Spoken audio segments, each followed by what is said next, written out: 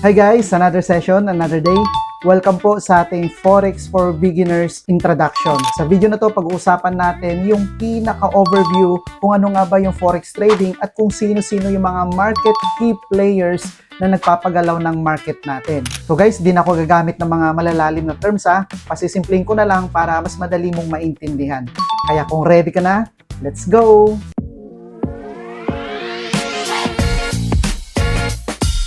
So guys, welcome sa ating Forex Trading for Beginners. So pag-usapan natin ngayon, ano ba yung Forex Trading? Katulad ng fundamentals, technical analysis, ano ba yung mga strategies na ginagamit dito? And then ano pa ba yung mga kailangan gawin para maging consistent, profitable trader tayo?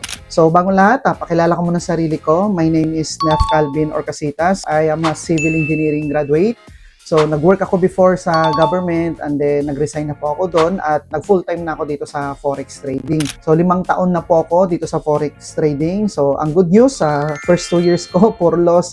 And then, third year ko, nakita ko na yung strategy na fit sa personality ko. And then, 4th year and 5th year, doon na tayo nag-harvest ng mga pinaghirapan natin for the past few years. Okay? So, tara, pag-usapan na natin yung Forex Trading. So, bago tayo magsimula, disclaimer lang muna. Lahat ng matututunan nyo dito sa video na to, sa training series natin, ito guys, for educational purposes lang. So lahat ng isi-share ko dito, nakabase ito sa experience ko, and then kung ano may yung mga strategy na mabubuo mo dito sa training series natin, kailangan respetuhin mo yon, maging discipline ka, and then a-applyin mo yun ng tinatawag nating risk management. Sa video na to, pag-usapan natin yung pinaka-overview lang ng Forex Trading para at least mas madali mong maintindihan yung pag-uusapan natin doon sa part 1, part 2, and part 3 na training series natin. Okay? So, ano nga ba yung Forex Trading? Ang Forex Trading guys, ito, nakikita nyo sa screen, pwede nyo basahin, pero papasimplihin ko na lang.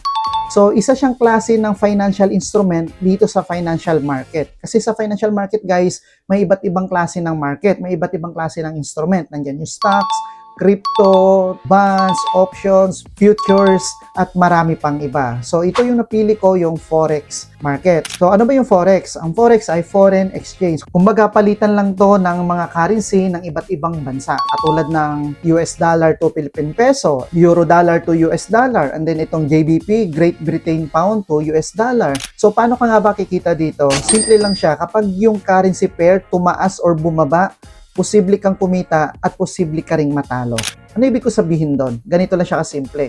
Halimbawa, ang presyo na predict mo pataas, pero yung presyo ng certain currency pair, halimbawa yung Euro USD, na predict mo pataas. Nag-entry ka, nag-buy ka ng position, biglang bumaba. Loss ka. Pero pag na-predict mo yung market pababa, nag-sell ka at umayon sa setup mo or sa favor mo, may profit ka. So ganito lang po sa Forex market. Pag tumaas, pwede kang kumita or pwede ka ring matalo. Pag bumaba, pwede ka ring kumita at pwede ka ring matalo. Okay? So, bakit nga ba Forex market ang pinili ko? So, marami namang mga financial market. Number 1, ang Forex market ay napakalaki po ng liquidity. Ibig sabihin, halos 6 to 7 trillion US dollar ang naglalaro dito sa market. Kumbaga, napaka-volatile ng market, mabilis yung galaw ng market. Kung saan, pwede kang makakita ng opportunity every day, every hour, or every minute. Pangalawa, ang Forex market ay 24 hours trading. Ibig sabihin, halos 24 hours ka pwede mag-trade dito.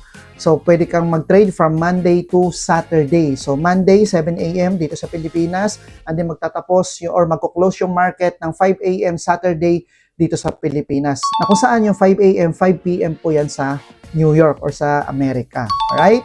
And then pangatlo, ang kagandahan sa Forex market ay two-way opportunity siya. Pwede kang kumita pag bumaba yung presyo, and then pwede ka rin kumita pag tumaas ang presyo. Okay? May iba kasing mga assets or financial instrument na kikita ka lang kapag tumaas yung presyo. Pag bumaba, loss po kayo. Right? And then pang-apat, itong Forex market, skill-based asset siya.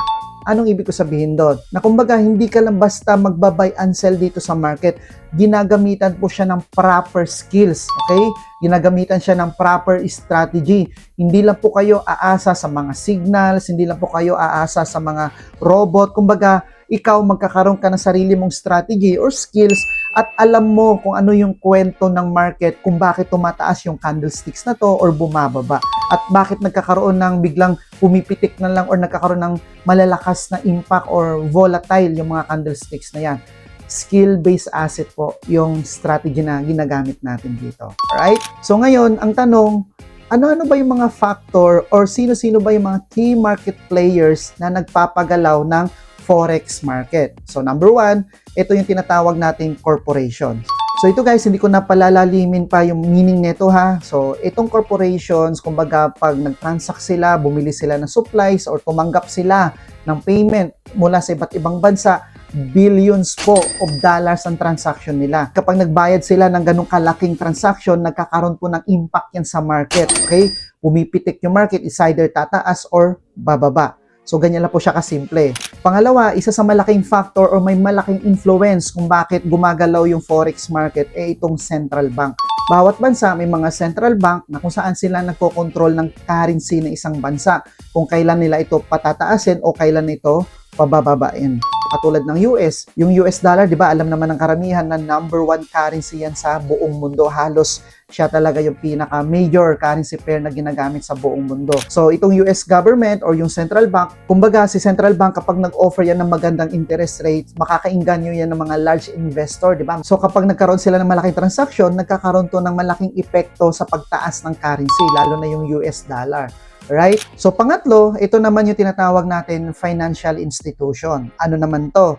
Itong financial institution, ito yung mga bangko, mga hedge funds, mga large investor. Katulad din po natin silang mga trader. Yun nga lang, pagkakaiba natin is pag nag-trade sila, napakalaki po ng volume. Billions of dollars po yung nilalagay nilang pondo sa market. Kaya pag nag-place sila ng entry, it's either long position or sell position, nagkakaroon po yan ng malaking impact sa market. Yun yung tinatawag na volatile. Kumbaga, sila yung mga dahilan kung bakit nagkakaroon ng manipulation sa market. Alright? So, ano yung pang-apat? Ito naman yung tinatawag nating retail traders. Itong retail traders, tayo po yun. Ito yung mga individual na nagtitrade gamit lang yung cellphone nila, laptop, or kahit saan sila, di ba? Bilang retail traders, dahil hindi natin kaya magpagalaw ng market, anong ginagawa natin? Sinasabayan po natin yung galaw ng mga key market players na to sa pamamagitan ng fundamentals, technical analysis, strategy, at saka risk management. Na kung saan kikita tayo kapag yung analysis natin, nasabayan natin yung galaw ng mga key market players na to. So, itong mga analysis na to guys, itong strategy or risk management, ito po yung topic natin do sa part 1, part 2, and part 3 na training series natin kung paano ka makakapagsimula dito sa forex trading from basic to advanced training. Alright? So, ngayon, dito sa forex trading, ano-ano ba yung mga currency pair na tinitrade natin? Okay? So, ito nakita nyo sa screen, currency pairs and trends. So, yung currency pairs represent the exchange value between two currencies. So, every time na nagtitrade ka dito sa forex trading, dalawang currency pair lagi yan. Euro USD or JBP USD, USD Singapore dollar. So, yan po yung mga currency pair. Okay? And then may tinatawag din tayong price movement. Ito, price movement happens because of supply and demand. Okay? Nagkakaroon lang ng movement yung market dahil nga doon sa mga key market player na yon. Kapag may interest rate, okay, bibili sila ng maraming currency. And then, syempre, kukunti yung supply. Kapag kumunti yung supply, tataas ngayon ang demand. So, it's all about supply and demand lang yan. And then, ito namang trends, ito yung kumbaga ano yung overall direction ng market. Halimbawa, kung gusto mong i-trade is yung gold laban sa US, XAU USD na symbol, titignan mo ngayon kung ano ba yung overall trend. So kung yung trend niya pataas, ang tawag po doon uptrend or bullish. Pag yung trend naman pababa, ang tawag naman doon downtrend or bearish. Okay? So, ano-ano naman yung mga currency pair na tinitrade dito sa forex trading? So, mayroon po tayong tinatawag na major pairs. Itong major pairs, ito yung pinaka-most traded na currency pair dito sa forex trading. Ano-ano yon? Ito yung Euro USD, JBP USD, AUD USD, USD CAD, USD CHF, and then marami pang iba. Okay? So, yan yung mga tinitrade ng karamihan ng mga traders kasi bakit napaka-volatile po yung market na yan. Ibig sabihin, everyday, halos nakakakita ka ng magagandang opportunity para makapag-buy and sell ng certain currency pair. Alright? And then, aside sa major pairs, mayroon tayong tinatawag na minor pairs. So, yung minor pairs, guys, search mo na lang yan sa Google or sa ChatGPT para magkaroon ka ng listahan or mas-save mo sa watch list mo. Okay? So, pangatlo, ito naman yung tinatawag nating exotic pairs. So, ito yung mga currency pairs na US dollar laban sa Southeast Asia ng mga currency katulad ng US dollar, Singapore dollar, US dollar to Philippine peso, US dollar to Malaysia. So yan yung mga exotic pairs. Marami pa yan iba, okay? So dito guys sa forex trading, kapag marunong ka mag-analyze ng market, pag nakuha mo kung ano yung trend at pag nasabayan mo, napakalaking factor yun na possible na magkaroon ka ng magandang profit dito sa forex trading. Okay? Kaya may kasabihan nga dito, trend is your friend. Alright? So katulad ng gold, di ba? Yung trend ngayon is bullish. Kung nung pinakabababa nun last year, kung nasabayan mo yun or nasabayan natin, di ba? Halos times 2, times 3 na yung presyo ngayon, di ba? So ngayon, alam na natin kung sino yung mga key market players na nagpapagalaw ng forex market. And then, ano ba yung mga major currency pairs na pinaka most traded na currency pair dito sa forex trading, okay? So ngayon, ano naman ang next na gagawin mo? Dito sa forex trading, guys, hindi ka basta-basta lang magba-buy and sell, okay? Ginagamitan po yan ng tinatawag nating trading strategy. Kumbaga, pag magbabay ka based do sa strategy mo, based do sa analysis mo, okay? Based do sa setup mo. Hindi ka pwedeng nakita mo lang gumalaw yung candlesticks, magbabay ka. Kasi kung ganun yung gagawin mo, konting galaw lang ng candle, sasabayan mo, hindi ka magtatagal dito sa forex market, okay? So, minutes lang, pwede ka matalo dito, alright? So, ano-ano ba yung mga trading strategy na ginagamit dito sa forex trading? So, mayroon po tayong tinatawag na scalping. Ano yung scalping? Yung scalping guys, ito yung tinatawag natin, kumbaga mag-i-entry siya sa market, konting profit lang, close niya na yung entry niya. Mag-i-entry ulit siya sa market, pag nagkaroon ng profit, close na naman siya. Kumbaga kumukupit siya ngayon ng profit dito sa forex market. Pangalawa, mayroon naman tinatawag tayong day trading. Yung day trading, nakafocus po to sa price movement within the day. Okay, so halimbawa, Friday ngayon, kung ano lang yung galaw ngayon ng market within the day, yun lang po yung sinasabayan nila. So pag nag-entry sila, it's either 1 hour, 2 hours, 3 hours yung antayin nila or 5 hours or 6 hours bago sila magkaroon ng profit. So dito sa day trading, may ginagamit po yan sila na strategy or analysis. And then pangatlo, meron din tayo tinatawag na breakout trading profits from price breakout. So itong mga traders na to na gumagamit ng mga breakouts na to, ito yung may mga pattern silang sinusundan. Kapag nag-trade sila, halimbawa nakita nila yung pattern, mula sa baba biglang tumaas, okay, bullish, tapos nagkaroon lang ng pagbaba, nag-breakout do sa certain support and resistance na tinatawag or supply and demand, and then kapag nagkaroon ng breakout doon, saka sila mag-i-entry or mag-trade. Okay? And then pang-apat, mayroon din tayo tinatawag na swing trading. So itong mga swing trader na to, pag nag-trade to, hindi po within the day, hindi rin po mabilisan. Kumbaga yung swing trading matagal po siya, inaabot po siya ng weeks, months, okay? And then tinitignan nila yung momentum ng market. Okay, katulad ng gold, nung mababa pa lang siya, sinabayan na nila, nagbumili sila or nag-entry na sila, then aantayin nila yan hanggang kailan siya tumaas. So kumbaga yung swing trading, nag-hold sila ng position. And then titignan nila ngayon kung after 2 months, 3 months, 6 months, or 1 year, kung hanggang saan na yung profit nila. Okay? So ito yung iba't ibang klase ng trading strategy na ginagamit dito sa forex market. O ulitin ko, hindi ka basta-basta dito magti-trade lang or mag-i-entry ng buy and sell position. Kumbaga, pipindot ka na lang basta-basta sa cellphone mo at papatsambahan mo na lang. Hindi ganon. Gagamit po tayo ng strategy na base doon sa personality mo. Okay? So lahat ng diniscuss natin dito guys, yan po yung pag-uusapan natin doon sa part 1, 2, and 3 na training series natin. Okay? Kumbaga, pinakita ko lang sa inyo yung overview kung ano nga ba yung forex trading para maintindihan nyo po yung tatlong training series natin. Okay?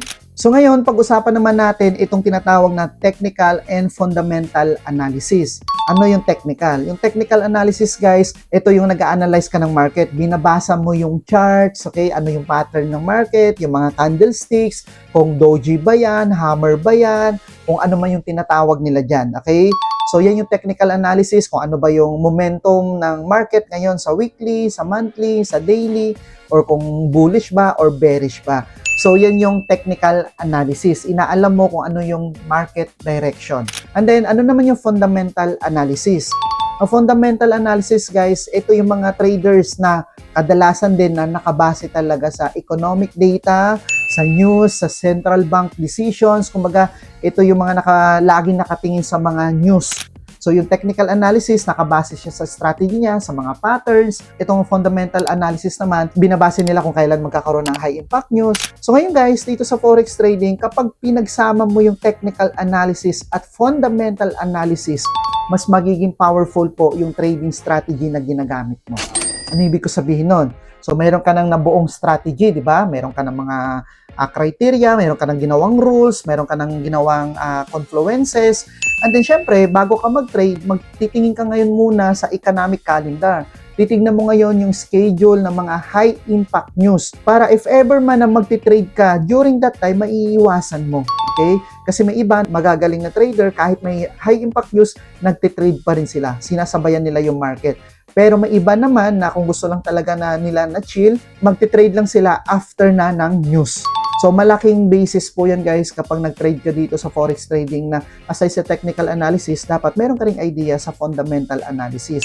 So sa fundamental analysis guys, titingin ka lang sa economic calendar tulad ng myfxbook.com at forexfactory.com. Visit nyo lang yung website na yan and then dyan nyo po makikita yung schedule kung ano yung mga high impact news sa London session, sa New York session, sa Asian session. Okay? So para at least magkaroon ng magandang confluence yung trading setup mo. Alright? And then dito sa forex trading, meron tayong tinatawag na short term and long term. So ano yung short term? Yan yung kanina. Yung scalping, yung day trading, yung breakouts, and then yung long term, ito yung mga swing trader. Pag nag-position sila sa pinakamababa, mag-hold yan sila hanggang makita na nila na okay na sila doon sa profit nila. Okay, so yan yung mga long term trader. Alright? So ngayon guys, dahil alam mo na yung market players na nagpapagalaw ng market, alam mo na rin yung mga pinaka-traded na currency pair dito sa forex market, and then alam mo na rin yung strategy. Ito guys, yung mga nabanggit ko, kaya hindi ka magiging profitable dito sa forex trading kapag wala itong risk management. Okay? Ano ba yung risk management? Yung risk management guys, kumbaga guys, pasisimplihin ko na lang ibig sabihin ng risk management. Ang risk management, ang goal lang nito is para protektahan mo yung capital mo para tumagal ka dito sa forex market. Kasi guys, kapag mayroon ka ng strategy, kahit gaano pa kaganda yan, sasabihin ko sa inyo, hindi po 100% guaranteed yan. Okay? So, ibig sabihin, pag nag-entry ka, hindi po 100% na guaranteed yan na papabor yung setup sa'yo or yung market sa'yo. Kaya ang gagawin mo, a-applyan mo yan ng risk management. Halimbawa, nag-trade ka. Halimbawa, yung capital mo, 100,000. Yung 100,000 na yun, hindi mo yun iti-trade sa isang entry lang. Kumbaga, i-diversify mo yung capital mo. Okay? Halimbawa, mag-trade lang ako sa 100,000 ko. Bawat entry ko, 5,000 lang. Pag na-loss, syempre, hanap ka na naman ng setup, 5,000 lang. Kasi minsan guys, kapag binuhos mo yan sa isang entry, kahit gaano pa kaganda yung setup na yan, posibleng matalo po yan. Kasi dito sa forex trading, wala po talagang guaranteed. Okay? Kaya nagiging profitable lang ang isang trader dahil sa risk management. Alright? So, ito yung pinaka-importante. Ito yung mga ilalaborate ko pa dun sa training series natin. Kaya, panoorin nyo po yung 1, 2, 3 training series natin kung gusto mo maging profitable trader ka. Ito yung isa sa pinaka-secret ingredient ng trading or ng forex trading, itong risk management. Alright? So, dito sa risk management, guys, mayroon tayong tinatawag na stop loss order. Ano yung stop loss order na yon? So, pag nag-trade ka, kailangan may certain limit kang ilalagay. Ang tawag dito is stop loss level or stop loss order. Halimbawa, nag-entry ako ng 5,000 pesos. Ngayon, pag entry ko, against yung market sa setup ko.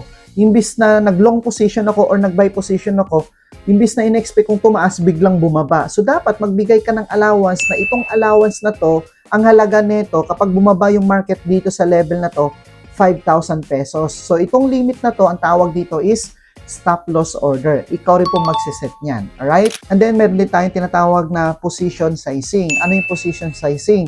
Ito yung parang multiplier guys ng entry natin. So, ito, nag-entry ako 5,000. So, pero kung gusto ko sa ganito kalaking area na to or ganitong kalaking level na to, gusto ko 10,000.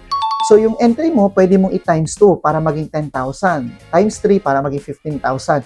Depende po yan sa'yo. So, dun sa part 1, part 2, and part 3 natin, diniscuss din po natin yan kung paano yung mga position sizing na yan or stop loss order na yan. And then, diversification. Ito yung sinasabi ko kanina na kapag nag-entry ka, huwag mo ibubuhos lahat yan sa isang entry lang. Kumbaga, chop-chopin mo yan. Kasi lahat ng setup dito guys, hindi guaranteed. Pero as long as yung trading strategy na ginagamit mo, malaki yung win rate or mataas yung win rate, magiging profitable ka dito pag in-applyan mo ng risk management. And then ito, risk-reward ratio. So kapag nag-entry ka, lagi kang maghahanap ng setup na at least medyo maganda-ganda yung reward na matatanggap mo. Ano ibig ko sabihin doon? Halimbawa, nag-entry ako, nag-risk ako ng capital ng 5,000. Kailangan yung take profit ko doon at least 1:2 or 1:3. Halimbawa, nag-entry ako ng 5,000, dapat yung setup na hanapin mo, yung reward nun at least 2. Okay? So kapag nag-entry ka ng 5,000, yung profit mo is 10,000. Kasi, pag entry mo nung una, na-loss ka. Pangalawang entry mo, nag-win ka. So, yung loss mo, mako-cover mo yon. Okay, the next ulit, magkakaroon ka ulit ng profit, 1:2 or 1:3 man yan. Kumbaga, at the end of the day, malaki pa rin yung gains mo. And then, yung mga losses mo, nako-cover up mo yon dahil dito sa tinatawag nating risk-reward ratio. So, guys, dito sa Forex trading, kung ano man financial instrument yung tinitrade mo, pinaka-importante sa lahat, yung risk management. Kasi kapag wala ito, posibleng maaga pa lang magkukwit na tayo dito sa Forex trading. Okay? Dito guys, sa trading, may labanan dito, yung tinatawag nating trading psychology. So, kapag nakabuo ka na ng sarili mong strategy based dun sa personality mo, ano ibig ko sabihin sa personality guys? Kasi dito, may mga tao na gusto nila mabilisang kita. So, magiging scalper ka. Yun yung strategy na aralin mo. Meron namang tao na mahaba yung patience, hindi ayaw niyang tignan lagi yung market. So, meron namang tinatawag na intraday or swing trader. So, yan yung pipiliin mo ding strategy. So, ngayon guys, kapag may nabuo ka ng strategy, kailangan maging patience ka. A-applyan mo ng patience. Kumbaga, kapag wala kang nakitang setup based do sa strategy mo, wag na wag kang magte-take ng entry. So, kailangan be patient. Pangalawa, dito na papasok ngayon yung fear and greed. Ano yung fear and greed? Along the way kasi guys, hindi talaga natin may iwasan na magkaroon tayo ng mga losses dito sa Forex trading. So minsan pag sunod-sunod na yung losing streak mo and then may nakita ka magandang setup, minsan magkakaroon ka na ng takot eh. Ititake ko kaya ang entry na to kahit napakaganda ang setup. Bakit? Kasi parang nagkaroon ka na ng trauma doon sa previous entries mo eh, di ba? Na napakaganda ng mga setup na yun, na loss pa, di ba? So magkakaroon ka na ng fear. And then ano naman yung greed? Eto naman. Nakakita ka na ng magandang setup, nag-entry ka ngayon, sabihin na lang natin 10,000. Binigyan ka na ngayon ng market ng risk-reward na 20,000. Times 2 na yung reward mo. Pinasukan ka ngayon ng greed. Ang ginawa mo, ang iniisip mo or mindset mo is, aakyat pa to ng 30,000, 40,000, 50,000. Pumasok na sa'yo yung kaswapangan mo, di ba? Yung pagiging mukhang pera natin, di ba? Yung pagiging greed natin. So, imbis na nagkaroon na tayo ng profit na 20,000 or 10,000, bumalik pa ngayon yung market. Kasi guys, ulitin ko, sabi ko sa inyo kanina na yung every time na mayroon tayong magandang setup, hindi po yan guaranteed. Posibleng aakyat siya konti or bababa siya konti, okay? And then minsan pag nag-entry ka, against siya sa setup mo. So, yung profit mo nawala na, pati yung capital mo nadamay pa. Okay?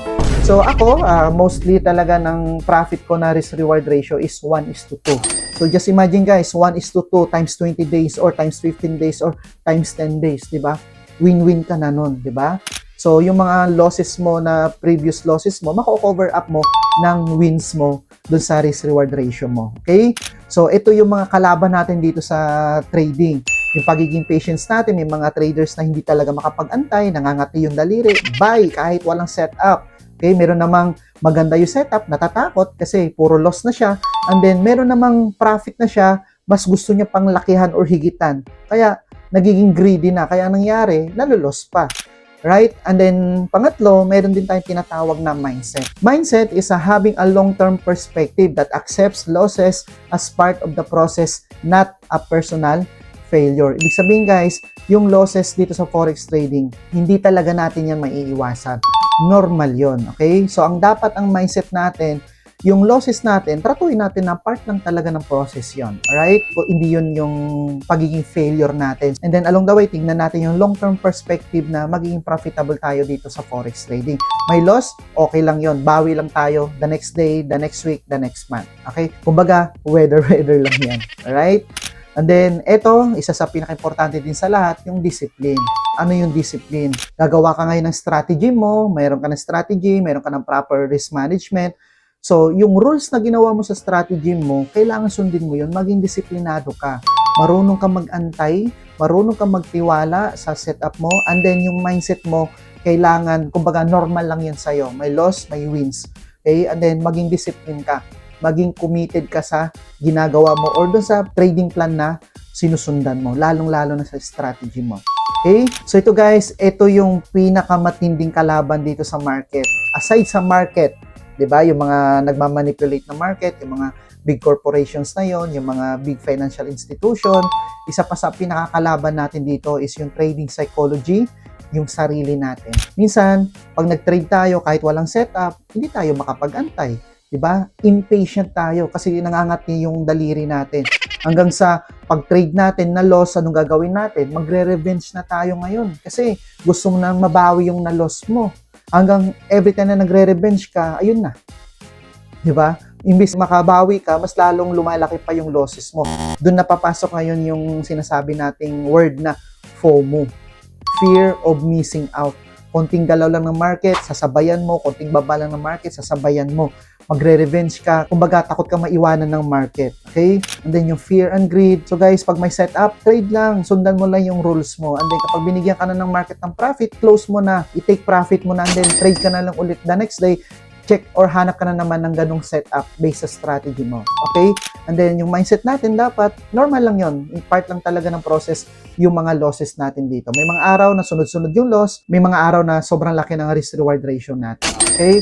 And then, maging discipline lang tayo. Dito sa trading is just keep on showing up. Okay? Pakita ka lang sa market at makikita mo along the way or every day, every other day, or every week, makikita mo yung setup na based sa strategy mo. Okay? Makakabinggo ka dito. Right? And then, ito yung mga strategy na case studies. So, ito lang yung mga pinag-usapan natin kanina, yung breakout strategy. Focuses on trading strong price moves when the market breaks key support or resistance. So, ito yan guys. So, kumbaga ganito yan. Kung yung market, bumabangga siya sa taas, ang tawag doon, resistance. And then, kapag bumangga-bangga siya sa baba, ang tawag naman doon, support. So, kapag yung market nag-breakout dito, doon sila sasabay ng entry sa breakout na yon. Okay? Pag yung market bumaba, nag-breakout naman dito, sasabayan din nila yon. So, yun yung mga breakout strategy na ginagamit nila. Okay? So, mostly, ang gamit nila dyan is support and resistance. Number 2, ito yung momentum trading. So, ito yung mga swing trader. Kung ano yung momentum, bibili sila doon sa pinakamababa and then hayaan lang nila yung market na umakyat. And then, antay nila to ng ilang araw, ilang linggo or ilang buwan. So, kahit naman mga intraday traders, nakatingin pa rin kung ano yung momentum ng market. Kumbaga, kung ano yung bias. Kung yung bias is bullish, so yung ititake mo lang na entry is puro buy position or long positions. Kapag yung market naman bearish, ang ititake mo lang na entry is short positions or mga sell positions. And then range trading, ito yung may mga traders naman na magagaling dito sa range trading. Ako, hindi ako nagtitrade ng range trading. Itong range trading guys, parang support and resistance lang din. Kumbaga, akyat baba, akyat baba, akyat baba, akyat baba lang yung market. Hindi mo maintindihan kung pataas ba siya or pababa. Pero may mga traders na sa lower time frame, lalo na yung mga scalper, kaya nilang sabayan yon. Pero ako personally, hindi ako nagtitrade kapag nagre-range yung market. Kumbaga, nag-aantay ako ng mga other confirmations. Ito yung mga mistakes to avoid. So, kanina, diniscuss na natin yung mga important details or informations dito sa Forex, diba? Para maiwasan natin, guys, na matalo dito sa Forex trading or any trading instrument, kailangan iwasan natin ito. Ito yung mga highlight common errors such as overtrading. Ano yung overtrading? Diba nag-trade, na loss, nag-trade uli, nag-revenge para mabawi ulit yung capital hanggang sa tinadtad niya na ngayon ng entry. Overtrading ang tawag doon. So doon sa training series natin, diniscuss ko doon na pili ka lang ng magagandang setup. At least once, twice, or thrice a week ka lang mag-trade. Enough na yon. Kapag nakakita ka ng magagandang setup or quality setup, saka ka lang mag-trade.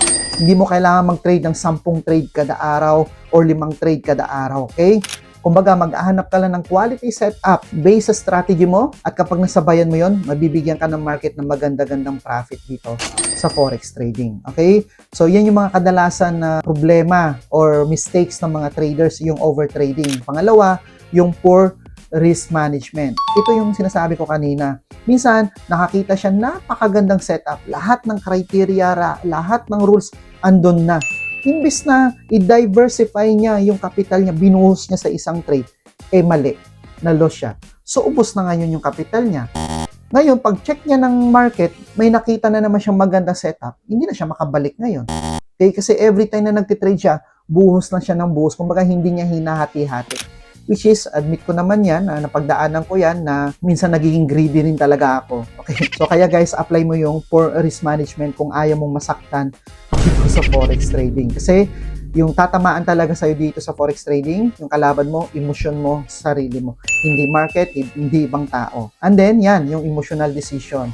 So, pagtiwalaan mo lang, pumili ka lang ng strategy na napasok sa personality mo, pagtiwalaan mo yon, and then para at least anti-FOMO, anti-greed, anti-fear, yung strategy na mabubuo mo. Okay? So, yun lang guys, yun yung pinaka-overview natin dito sa forex trading. Pasensya na kayo kung hindi na ako gumamit ng mga malalalim na terms at hindi ko na na-explain or na-elaborate ng todo yung mga ibang detalye dito. Kumbaga, pinasimple ko na lang para, kumbaga, kinompress ko na maintindihan mo lang yung forex trading. Kung sino-sino ba yung mga key market players. So, yun diniscuss ko kanina, yung key market players, yung corporations, yung central banks, yung financial institution. Ito yung banks, hedge funds, yung mga large investor. And the next, alam mo na, diniscuss ko na rin yung mga currency pairs na magandang i-trade, yung mga major pairs kasi everyday ang lakas ng galaw nun. So, kung maganda yung trading strategy na mabubuo mo, masasabayan mo yon. And the pangatlo, hindi ka basta-basta magti-trade dito. Kailangan marunong ka sa technical analysis, fundamental analysis. Technical analysis, ito yung strategy na gagamitin mo. Okay? And then yung fundamental analysis, kailangan i-check din natin yung economic calendar kung ano yung mga schedule or date or time na may mga high impact news na makaka-apekto sa trading strategy natin. And then pang-apat, yung trading strategy. So, mamimili ka ngayon ng trading strategy na pasok sa personality mo, katulad ng scalping, day trading, breakout strategy, or swing trading. So, ito guys, itong mga diniscuss natin, kumbaga parang wala itong silbi kung hindi magiging maganda yung risk management natin, yung pag-apply sa risk management natin. So, dapat marunong tayo mag-protect ng capital natin at mag-diversify ng risk management natin. Para at least, once na nag-entry tayo at na-loss, at least makakahanap pa tayo ng ibang entry para maging profitable tayo. Okay? And then, yun, yung trading psychology. Kailangan be patient. Kapag yung strategy mo, hindi mo nakita sa market, be patient, huwag kang mag-trade. Okay? Antayin mo lang yung magandang setup. Kumbaga, quality setup lang yung hahanapin mo. And then yung fear and greed, okay? Pag binigyan ka na ng profit ng market, i-take profit mo na, huwag ka nang masyadong sakim. Kasi pag binawi yan, baka bigla ka na lang mag-pray sa harap ng laptop na bumalik ka na, i-break even ko na lang. Okay? And then, para maiwasan natin yung fear or FOMO, kailangan apply natin sundin natin yung rule-based strategy natin or yung strategy natin. And then, yung mindset, normal lang na ma-loss dito. Okay? So, just keep on showing up lang and then along the way, makikita mo yung mga quality setup na base sa strategy mo. Okay? And then, be disciplined. Sundin mo kung ano yung rules na nilagay mo or ginawa mo sa strategy mo. Okay? So guys, yan lang po yung overview ng forex trading natin. Hopefully, nakatulong po sa inyo ito. And then, para makapag-start ka na ngayon dito sa forex trading, o paano ba mag-analyze ng market, paano na mag-create ng account sa broker, and then paano na mag-deposit, paano na mag-trade ng live, ano ba yung strategy na gagamitin ko, ano ba yung proper risk management na i-apply ko, panoorin nyo po yung part 1 and part 2 and part 3 na training series natin. Doon sa part 1, diniscuss ko po yung basics. Okay, so paano mag-analyze ng market, ano ba yung broker, kung saan tayo mag-create ng account. And then sa part 2, diniscuss ko naman yung trading strategy. Kung ano ba yung strategy na pasok sa personality mo. Ano pangatlo, sa part 3 natin, trading rules naman yung topic natin doon. Hinimay-himay ko doon kung ano ba yung mga trading rules na kailangan mo sundin, lalong-lalo na yung risk management. Okay? So hopefully guys, nakatulong sa inyo ang video na to. Kung bago ka pa lang dito sa channel, huwag kalimutan na mag-subscribe at i-click nyo na rin po yung notification bell para updated din kayo sa upcoming videos natin katulad nito. And then, kung may questions ka or clarifications, mag-iwan ka lang ng comment dyan sa comment sections natin at isa-isa po natin sasagutin yan. So guys, yan na for now at kita-kits po ulit tayo sa next na video. See you!